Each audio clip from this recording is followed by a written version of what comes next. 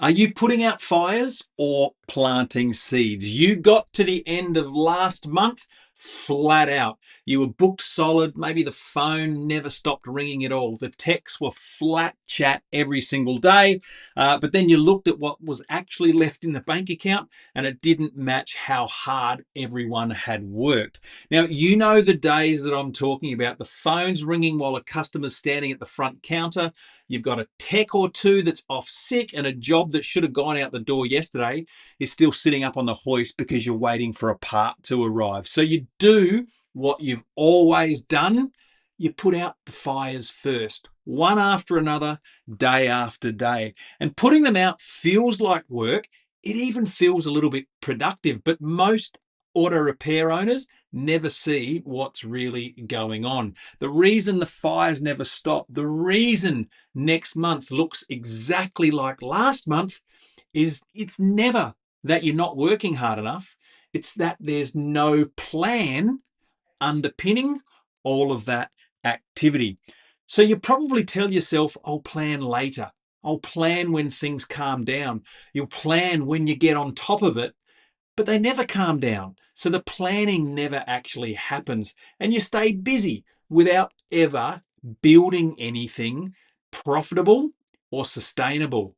Because this isn't a time problem, it's a planning problem. And there's a difference between the two. And that difference decides whether your shop ever grows or you just keep running around in circles. Now, in a minute, I'm going to show you the two ways that every auto repair business owner spends their days and why one of them traps you and the other one grows your business. Now, before we get into it, we've got a free guide called The Secrets of Seven-Figure Auto Repair Shops. It's what the shops that actually grow do differently, not the ones that just stay busy or continue to break even. The link is in the description box below. You can grab it at the end of today's episode. Now, let me show you the two ways that you can spend a day inside your shop. Now, this first one, right? This first one is called firefighting. Um, a fire starts out, right? And you do what everyone does. You run over and you do your best to put that fire out. And because you put that fire out, it feels like you've done something. But underneath that, nothing changed. So tomorrow, you're going to go put out another fire and another fire. The next week, another fire and another fire. And the next month, the next month, the next quarter, the next quarter, and the next year. You are consistently running around putting out fires. You're caught in the same loop going round and round and round and round and round. It feels like progress, but you're not actually getting anywhere. And the hard part is that firefighting is addictive. It's urgent. The problems seem obvious, and it gives you that little hit of, well, I sorted it out. And you already know this in your bones. Think about the owner who's first in and the last to leave every single day. They're flat out and they never stop, but they still can't take a week off without the phone going mad because every answer lives inside their head. The way to extinguish every fire goes with them when they leave the workshop. And that auto repair owner, they're not running a business. They're actually the fire brigade. Now, let me show you the other way because this is planting, right? Um, Here's the thing about a seed. When you plant a seed, nothing happens today. Often nothing happens the next day or the next day after that. So there's no instant hit. There's no ability to tell yourself, oh, well, I sorted that out. I've got that working well.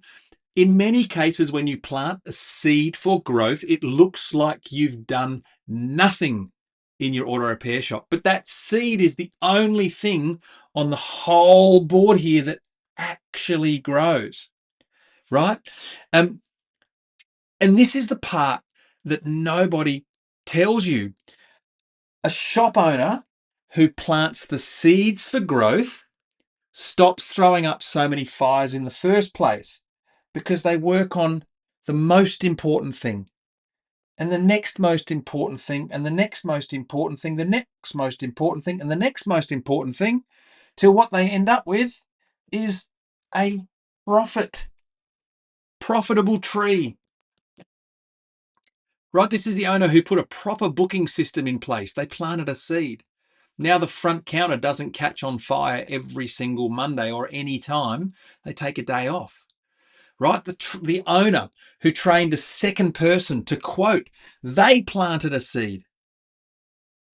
Right? Now the phone doesn't have to ring through them on his day off. Every fire, right? Every fire that you stop having to fight started as a seed that someone planted months ago. And if you look at your week, honestly look at your week, how much of it was running around putting out fires, right? Going in one big circle. And how much of it was planting the seeds?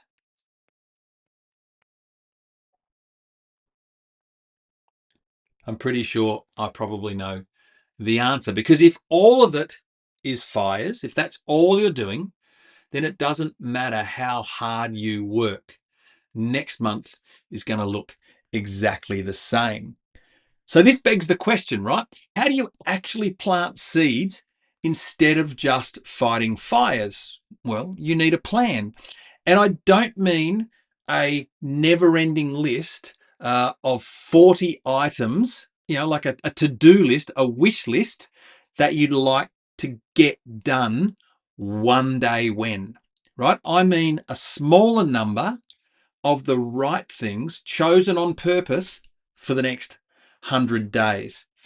Now, we just ran our engine room members through this at our 3-day intensive. And as I record this training right now, my wife, the original workshop whisperer herself, Rachel Evans, is running our 18-year-old son and his business partner through this exact process that I'm about to walk you through to create their 100-day strategic plan. And for our members, every one of them walked out with their own 100-day growth game plan. Let me show you the shape of how we do it. Now, I'm not going to give you the full engine, but I'll show you enough that you can see that it's absolutely real. Okay, so there's 5 things that we pour in at the top, at the top of the game plan funnel.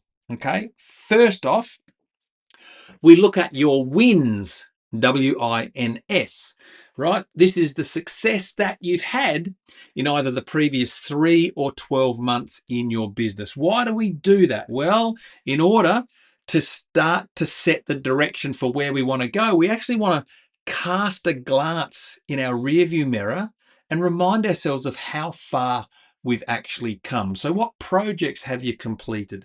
What progress have you made? What success have you enjoyed? Right? We're really asking the question of looking back on what's actually working that you can build on from the last 12 months or so. Then second, we look at your lessons, right? These are the ahas that you got from the moments in business that made you go, uh-oh, what did those unplanned, unexpected moments actually teach you? The third thing we want to pour in at the top of the game plan is what you do well. Honestly, are you great at upsells? Are you great at keeping customers long term? Are you great at pricing? Are you great at efficient and reliable repairs? Whatever it is that you're currently doing well, we want to pour that in the top of the game plan funnel.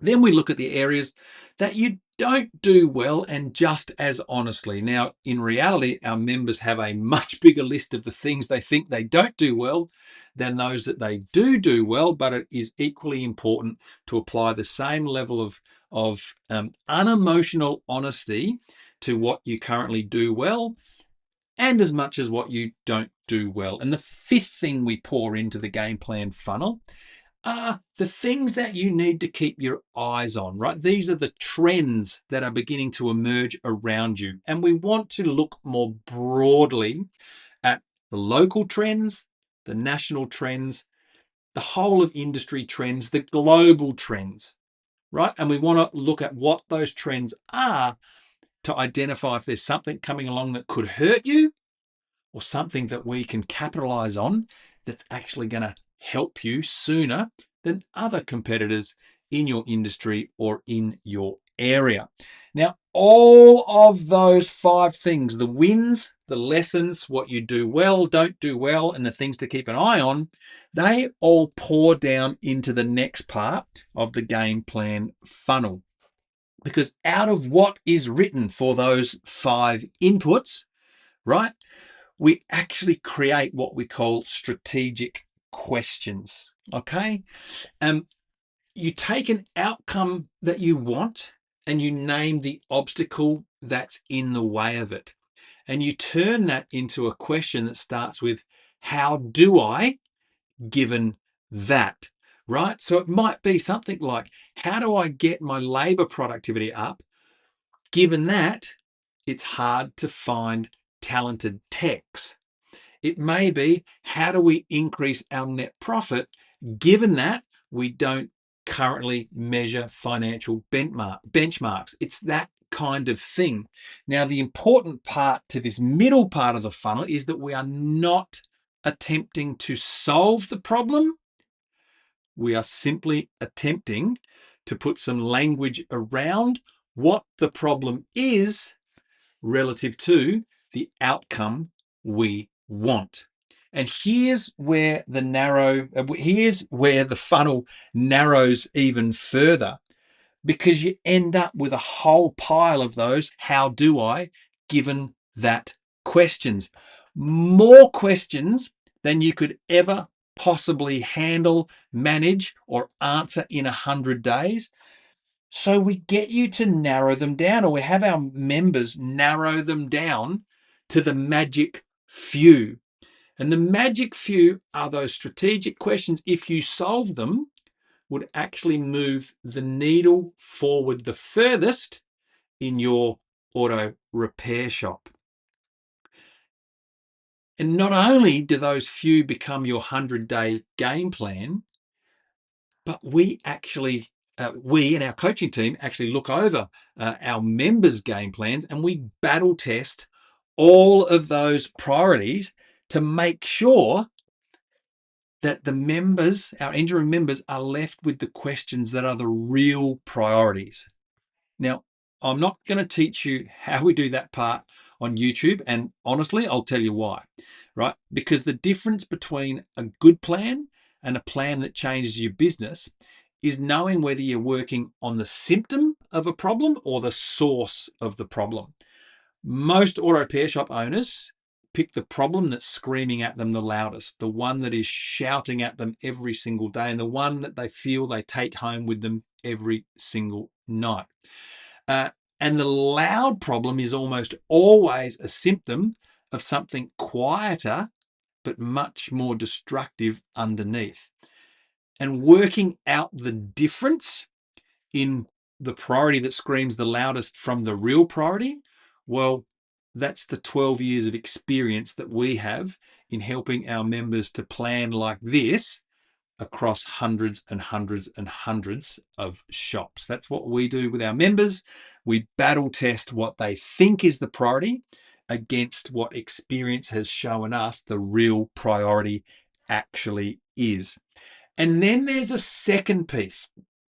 And this may be the most important one, because plenty of owners have a plan, but what they don't have is someone in their corner, right?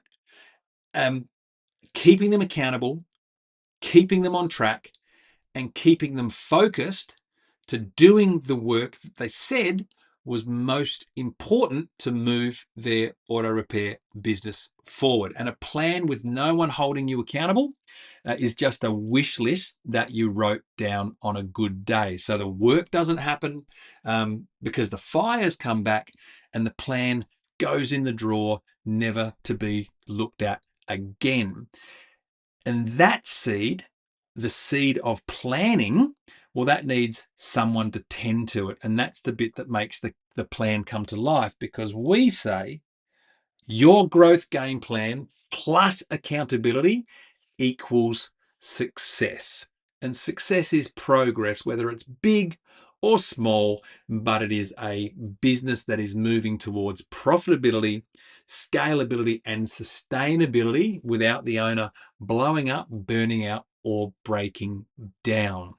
So now you've got the shape of it. It's the 5 inputs in: your wins, your lessons, what you do well, don't do well, what to keep an eye on, your strategic questions. How do I do X? Given that, we've got Y, and then we battle test the priorities. That becomes your growth game plan, which is your next 100 days of business focused activity. And when you add accountability to your growth game plan, that equals success. So that's the shape of it, right? The funnel and the 2 things that actually make a plan work. Now, stay with me, because in a minute, I'm going to give you 3 questions that you can sit down and answer for yourself and your plan tonight.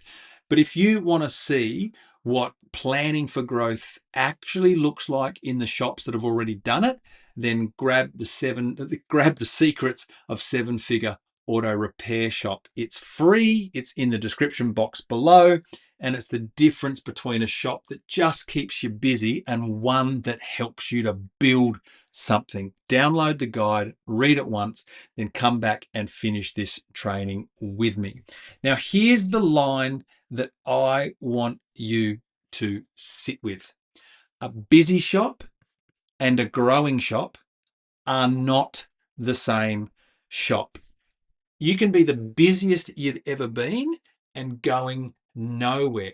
Like, you've already know that. You probably have already lived it at some point in time in your business ownership journey. So here are 3 questions. Sit down with them tonight. Question 1, looking at last week, honestly, how many of your hours went to putting out fires and how many went to planting the seeds of growth? Most owners do this and get a complete shock. It's 90% of their time is put towards putting out fires. Now, that's not a character flaw. There's nothing inherently wrong or nothing bad about what you're doing. It's just what happens over and over and over again when an owner has no plan in place. But you can't change that until you've seen it.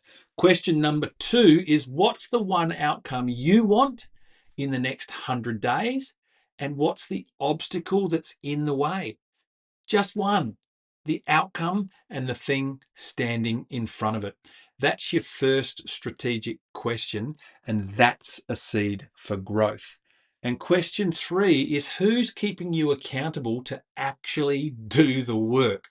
Not who you'd like to see you do well, who is actually going to check in on your progress, on your activity, on your discipline?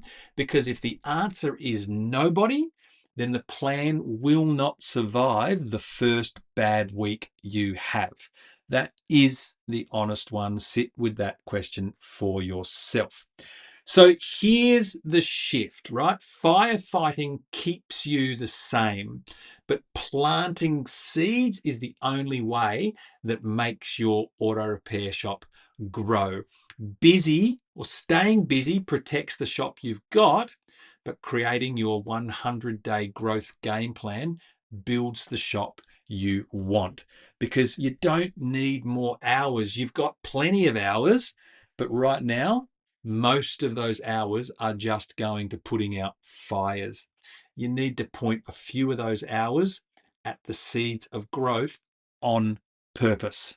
So are you putting out fires, or do you want to start planting seeds? Now, if this episode has you thinking differently about your auto repair business, and you'd like to find out how we help auto repair shop owners plan for growth instead of putting out fires, just like we did with our members at the Engine Room Intensive, then click the links in the description box below. There's no pressure. You won't suddenly receive a phone call from a sales team member. You'll just get some clear and concise information so you can decide if now's the right time and we might be the right fit for you to get some help with your auto repair business. And I'll see you on the next episode of the A Grade Auto Repair Shop Show.